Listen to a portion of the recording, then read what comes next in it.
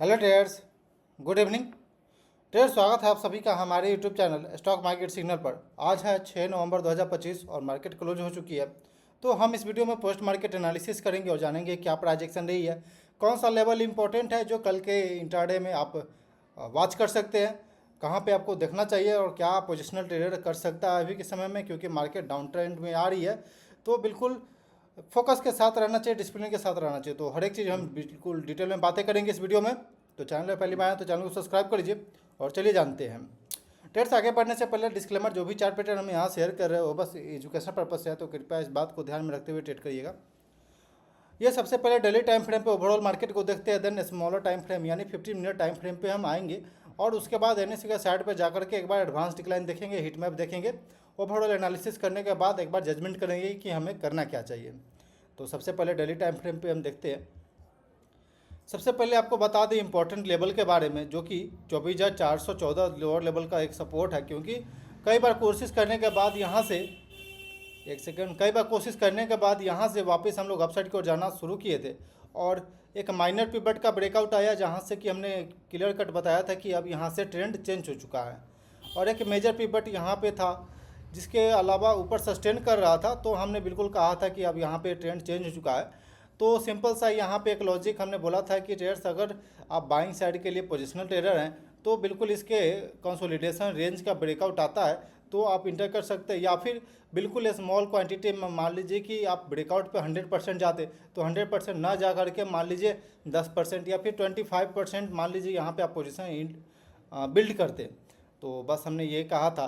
Then उसके बाद से आप देखेंगे बैक टू बैक हम लोग नीचे जा रहे हैं, लेकिन सबसे इंपॉर्टेंट बात कि यहाँ पे अभी हम लोग डाउन ट्रेंड में निगेटिव, यहाँ पे कोई पैटर्न नहीं बन रहा है। अभी फ़िलहाल ये वोलाटिलिटी है जो कि अपसाइड की ओर जाने से यहाँ से यहाँ रैली दिया, तो हो सकता है कि 2-3% का प्रॉफिट बुकिंग भी देखने को मिलेगा, क्योंकि वन वे रैली दिया था। तो हाई चांस है कि यह चीज़ भी देखने को मिलेगा, इस तरह का वोलाटिलिटी भी देखने को मिलेगा। इसलिए हम कई बार कहते हैं अपने वीडियो में कि बिल्कुल स्मॉल क्वांटिटी उठाइए, जैसे कि 25% पहले एंट्री करिए। देन अगर आपके प्राइस फॉलो थ्रू दे रहा है, आपके डायरेक्शन में मार्केट मूव कर रहा है, देन अपसाइड की ओर पिरामिडिंग करते चलिए।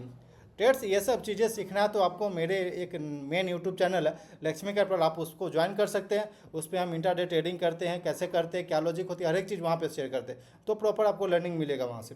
तो उस हिसाब से आपको पिरामिडिंग करते चलना चाहिए। बाय द वे, अभी कोई ट्रेंड में चेंजिंग नहीं है, कोई निगेटिव पैटर्न नहीं है, बस ये शेकआउट है, पुल बैक है। तो आपको इस बात को ध्यान में रखना चाहिए। एक बार के लिए कोई पॉजिटिव कैंडल बनता है तो आप यहाँ से मूव कर सकते हैं, अपसाइड की ओर बिल्ड कर सकते हैं पोजीशन। निफ्टी बैंक का चार्ट पैटर्न देखेंगे ट्रेड्स, तो हमने यहाँ से बिल्कुल कहा था कि ट्रेंड है चेंज हो चुका है। उसके बाद से काफ़ी अच्छा अपसाइड की रैली देखने को मिला।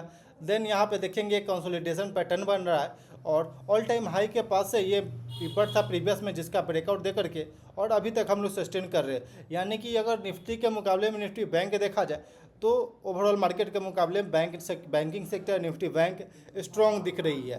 तो अगर आपको पोजीशन बिल्ड भी करना है तो आप बैंकिंग सेक्टर के अंदर में जा सकते हैं। देन अगर निफ्टी 500 जो कि ब्रॉडर मार्केट इंडाइसेज है, इसका अगर बात करें तो सिंपल ये सपोर्ट लेवल और अपसाइड से एक माइनर पिवट पहले ब्रेकआउट हुआ, देन उसके बाद मेजर पिवट के पास आया, और लेकिन हम लोग ऑल टाइम हाई को अभी टच नहीं कर पाए। बस सकते यहाँ से एक बार ट्रेंड चेंज होने के लिए दिखा था, लेकिन वापस से डाउनसाइड की ओर जा रही है। लेकिन अगर वापस से एक स्ट्रॉन्ग कैंडल के साथ अपसाइड की ओर मूवमेंट आती है और बायर्ड एक्टिव होता है, तो फिर यहाँ से बिल्कुल ये कह सकते हैं कि आपको एग्रेसिव जाना चाहिए। By the way, overall market में कोई ऐसा डाउन ट्रेंड अभी नहीं है, बस ये छोटा सा सेकआउट है। तो आपको इस चीज़ पे बिलीव करना चाहिए और को इस बात पे भरोसा करना चाहिए और बिल्कुल प्राइस एक्शन जो बोल रहे हैं बिल्कुल इस चीज़ को फॉलो करके चलना चाहिए।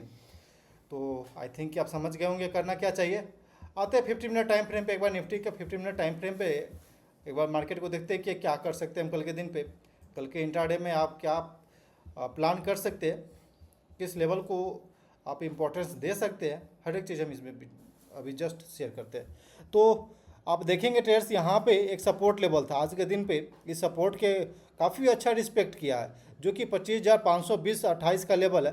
काफ़ी अच्छा मार्केट इसे रिस्पेक्ट किया, but end of the day selling pressure देखने को मिला और लोअर लेवल पे जाके हम लोग 25,519 के पास क्लोजिंग दिए। तो अब कल के दिन पे हमारे लिए इम्पोर्टेंट लेवल रहेगा ट्रेड्स 25,000 2640 का लेवल, 25,640 का लेवल के ऊपर हम लोग सस्टेन करते हैं, यानी कि इस जोन में कम से कम आधा घंटा 45 मिनट हम सस्टेन कर जाते हैं और इधर कंसोलिडेशन देते हैं, तो फिर हाई चांस रहेगा कि हम लोग अपसाइड को मूवमेंट दे सकते हैं, क्योंकि हायर टाइम फ्रेम पे मार्केट अभी भी बिल्कुल अप ट्रेंड में है। लेकिन अगर हम लोग माइनर गैप अप खुलते हैं और 25,600 के आसपास कहीं खुलते हैं, तो फर्स्ट आवर में आपको यहाँ से एक बार सेलिंग प्रेशर देखने को मिलेगा, क्योंकि जो भी सेकेंड हाफ में आज के दिन पे सेलिंग की है वो कल के दिन पे भी कोशिश करेंगे मार्केट को इस लेवल से डोमिनेट करने का नीचे साइड में। तो बिल्कुल इस बात को ध्यान रखिएगा। अगर मान लीजिए हम लोग गैप डाउन ही खुले, गैप डाउन खुलने के बाद मान लीजिए हम लोग 25,500 के नीचे खुलते हैं, तो हाई चांस रहेगा कि फर्स्ट आवर में एक बार के लिए बाइंग जनरेट होगा। वन वे डाउनसाइड को मूवमेंट नहीं दे सकता, क्योंकि overall market higher time frame पे अप ट्रेंड में है मार्केट। तो बिल्कुल इस बात को ध्यान रखिएगा, अगर गैप डाउन खुलते हैं कोई कारणवश तो बाइंग जनरेट होना चाहिए वहाँ से।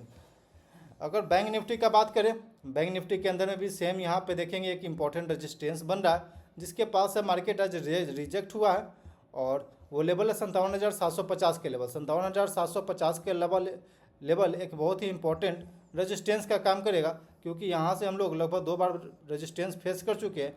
अगर वापस से हम लोग कल के दिन पर फ्लैट खोलते हैं और एक बार वापस इसको टेस्ट करते हैं, तो फिर वापस सेलिंग प्रेशर देखने को मिल सकता है। अगर हम इसी रेंज के अंदर में कंसोलिडेशन देते हैं और वापस से अपसाइड की ओर मूवमेंट देना शुरू करते हैं, तो हाई चांस है कि हम लोग अपसाइड की ओर हायर हाई बनाते हुए निकल सकते हैं, क्योंकि ओवरऑल मार्केट के मुकाबले बैंक निफ्टी ज़्यादा स्ट्रॉन्ग है। अगर बात करें डाउनसाइड का कि डाउनसाइड कब आप जा सकते हैं, तो इस लेवल को याद रखिएगा जो कि 57,520 का लेवल है। 57,520 का लेवल अगर हम लोग ब्रेक करके नीचे सस्टेन करते हैं, तो फिर हो सकता है कि हम लोग नीचे के साइड में जा सकते हैं, जो कि 57,000 का लेवल भी टच कर सकता है, क्योंकि यहाँ पे आप देखेंगे एक इंपॉर्टेंट सपोर्ट है, और लोअर टाइम फ्रेम पे यहाँ पे एक बार ट्रेंड चेंज हो जाएगी, क्योंकि यहीं से हम लोग सपोर्ट लेवल के अपसाइड की ओर गए, और हाई चांस है कि इसको हम रिस्पेक्ट देंगे, क्योंकि इस लेवल के पास जो भी बायर होंगे मार्केट को एक बार स्ट्रांगली बाई यहाँ पे भी करने का कोशिश करेंगे।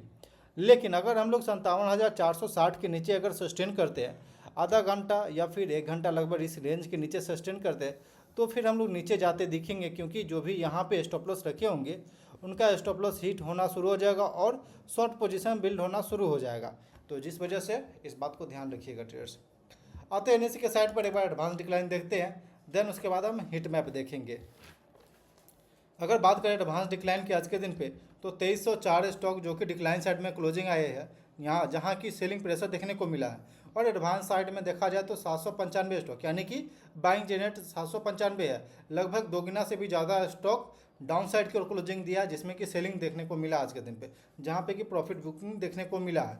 तो बिल्कुल इस बात को ध्यान रखिएगा, क्योंकि एडवांस डिक्लाइन बिल्कुल पुअर है, तो अभी थोड़ा सा कॉशियस रहिएगा। जब तक एक बार स्ट्रेंथ में नहीं आ जाती मार्केट, तो हैवी पोजीशन बिल्ड करने या फिर एग्रेसिव मार्केट में जाने से थोड़ा सा वेट करिएगा। अगर ब्रॉडर मार्केट इंडेक्सेस का हिट मैप देखा जाए, तो निफ्टी नेक्स्ट 50 के अंदर में लगभग 1% से ज़्यादा की गिरावट देखने को मिला है। स्मॉल कैप में 1.5% के आसपास कहीं, और माइक्रो कैप के अंदर में भी लगभग 1.5% से ज़्यादा की गिरावट देखने को मिला, और कहीं पर ग्रीन नहीं शो कर रहा, यानी कि ओवरऑल मार्केट में प्रॉफिट बुकिंग दिख रहा है, सेलिंग प्रेशर दिख रहा है। तो एक बार के लिए मार्केट अपसाइड में आता है तो फिर आपको एग्रेसिव जाना चाहिए, लेकिन फिलहाल अभी वेट करना चाहिए। अगर छोटा सा कंसोलिडेशन आता है या फिर पॉज कैंडल बनता है लोअर लेवल पे, तो आपको वहाँ पे छोटा सा क्वांटिटी बिल्ड करना चाहिए, क्योंकि overall market higher time frame पे पॉजिटिव दिख रहा है। देन अगर बात करें सेक्टोरल इंडाइसेस का, तो energy sector, media sector, metal sector और रियल्टी में मेटल काफ़ी स्ट्रॉन्ग यहाँ पे दिख रहा था। देन उसके बाद से हो सकता है कि ब्रेकआउट के बाद हम लोग रीटेस्ट करने जा रहे हों, तो इस चीज़ को ध्यान रखिएगा। और तेज़ी का बात करें तो ऑटो सेक्टर बिल्कुल फ्लैट, आईटी सेक्टर बिल्कुल फ्लैट था, मात्र 2 सेक्टर ग्रीन में क्लोजिंग दिया है, जिसमें कि बिल्कुल फ्लैट है। तो आप इस गिरावट को देखिए, और पुल बैक भी हो सकता है ट्रेड, तो इसलिए हम कहते हैं कि अगर आपने प्रीवियस आप रैली मिस कर चुके हैं, तो आपको नया रैली के लिए स्मॉल क्वांटिटी से आप पोजीशन बिल्ड कर सकते हैं ट्रेडर्स। तो बिल्कुल इस बात को ध्यान रखिएगा। तो ट्रेडर्स, कैसा लगा ये एनालिसिस, कैसा लगा मेरा लेवल, कमेंट सेक्शन में जरूर बताइएगा। अच्छा लगे तो जरूर अपने दोस्तों तक शेयर करिए। मिलते हैं फिर अगले वीडियो में, तब तक के लिए धन्यवाद। Okay traders, thanks for watching this video. Please like and subscribe my YouTube channel for more updates.